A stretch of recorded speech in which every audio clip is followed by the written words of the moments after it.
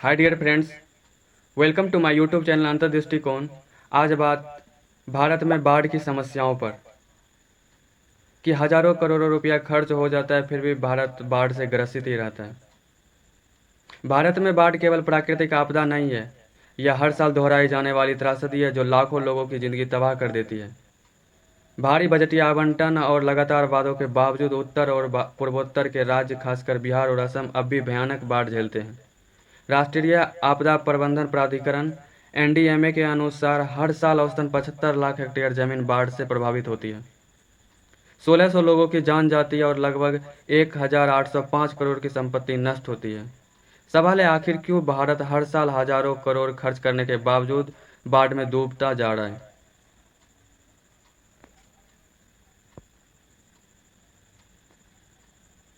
सरकार का संदेश साफ है, हम पहले से कहीं ज़्यादा निवेश कर रहे हैं ताकि बाढ़ नियंत्रित हो और लोगों की जान सुरक्षित रहे। केंद्रीय बजट 2024-25 में वित्त मंत्री निर्मला सीतारमण ने गर्व से घोषणा की कि केवल बिहार की बाढ़ एवं अन्य राज्यों सहित इसके नियंत्रण के लिए 11,500 करोड़ आवंटित किए गए।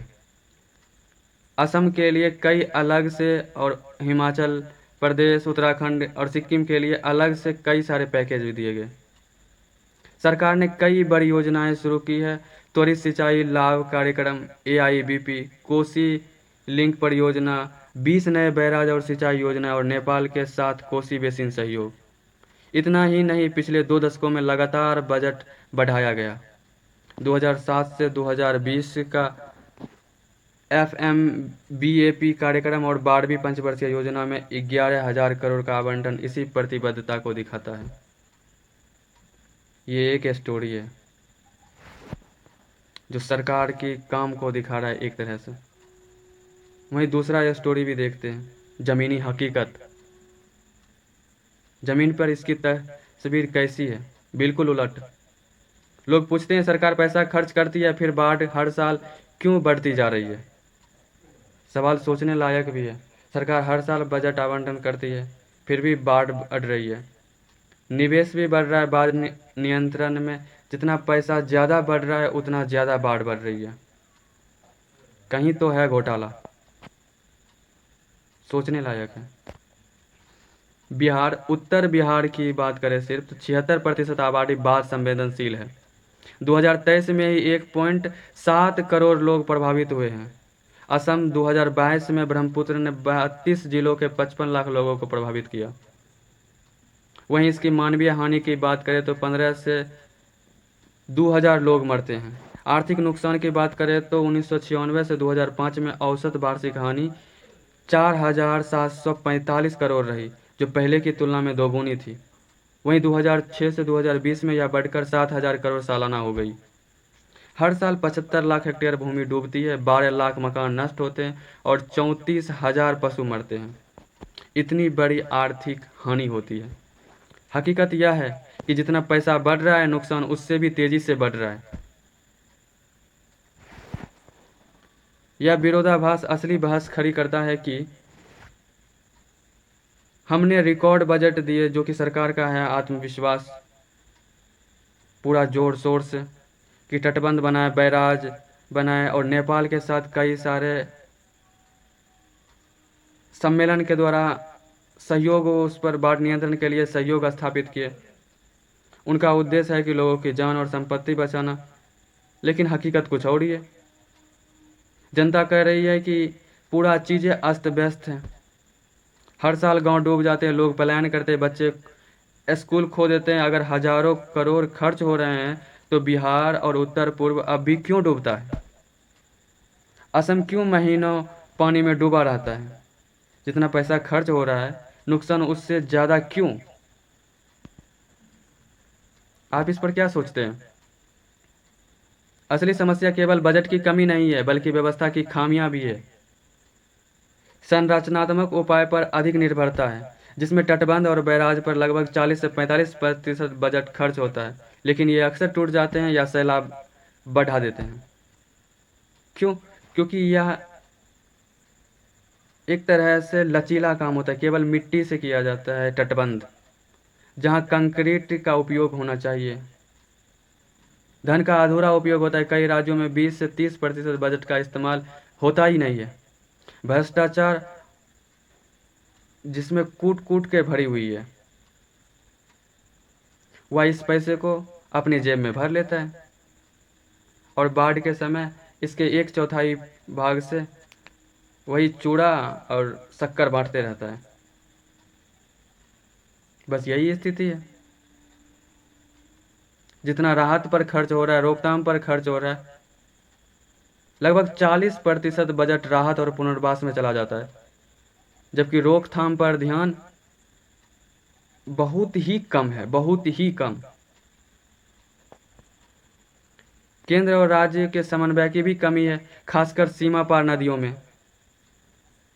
इसमें ब्रह्मपुत्रा की देखी जाए, बिहार में जो नेपाल से आती है पानी, गंडक, बूढ़ी गंडक से, सभी।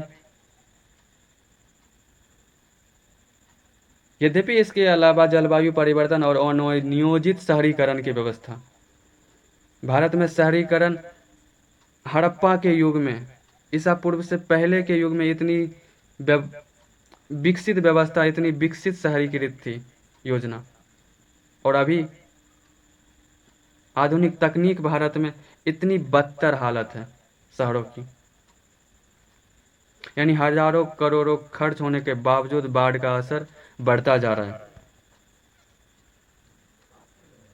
बहरहाल भारत को अब दुनिया से सीखते हुए अपनी रणनीति बदलनी होगी। इसमें क्या बदलाव हो सकता है?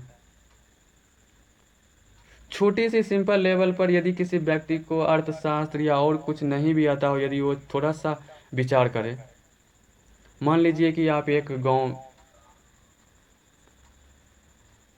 का इमेज लेते हैं, थोड़ा सा विचार करते हैं कि मान लीजिए कि आप एक गांव में 100 लोग आदमी हैं, उसमें 20% आदमी मान लीजिए दूसरे कामों में और 80% आदमी खेती के कामों से जुड़ा है, यानी कृषि करता है। कृषि का लगभग एक ही फसल होती है। जैसे ही मानसून प्रवेश होने लगता है, वैसे ही खेती की पूरी दर घट जाती है, क्योंकि बाढ़ का अगले 15 से 20 दिन में बाढ़ का पानी आ जाएगा। अब जो 80 लोग खेती कर रहे थे, वो बाढ़ के पानी के वजह से, क्योंकि पानी नियंत्रित नहीं है, पता नहीं कब 20 दिन में या 15 दिन में आ जाएंगे पानी कितना आएगी इसका भी कोई अंदाजा नहीं है। हाँ, पानी की फसल होती है, उसमें धान बो सकते हैं, लेकिन कितना पानी आएगी, कब पानी आएगी, इसकी अनिश्चितता फसल बर्बाद कर देती है। इससे बेरोजगारी फैलती है, इससे चावल का यानी अनाज का कीमतों में बहुत ज़्यादा उछाल आती है।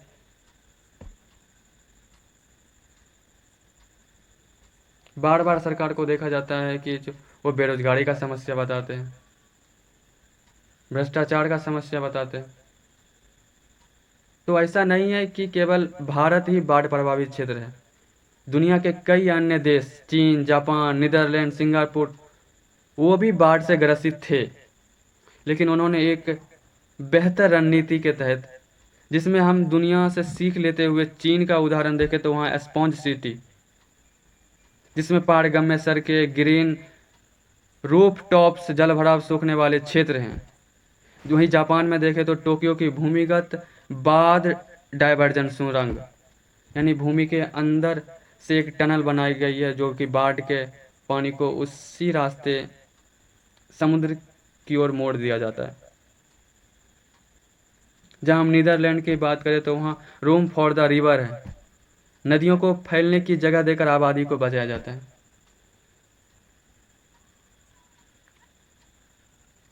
जबकि हम सिंगापुर में देखें तो मरीना बैराज है, बाढ़ अवरोधक है और जलाशयों दोनों है। तो इसमें आगे की राह क्या हो सकती है? राहत से हटकर भारत को रोकथाम पर ध्यान देना होगा, खासकर बिहार और उत्तर पूर्वी राज्यों को इस पर मजबूत और एक अस्थायी योजना पर काम करना होगा। प्राकृतिक आधारित समाधान, आर्द्र भूमि, नदी पुनर्जीवन, ग्रीन इंफ्रास्ट्रक्चर को बढ़ावा देना होगा। शहरी नियोजन में बाढ़ रोधी ढांचे को निर्माण करना होगा, तकनीक आधारित पूर्वानुमान, इसमें रडार, एआई आधारित मॉडल, और हम इसरो से सहायता ले सकते हैं। नदी बेसिन प्रबंधन और राज्यों के बीच सहयोग को बढ़ावा दिया जा सकता है, जिसमें केंद्र और राज्य मिलकर बाढ़ नियंत्रण पर अस्थायी रूप से एक नीति के तहत, एक योजना के तहत कारगर रूप से काम करें।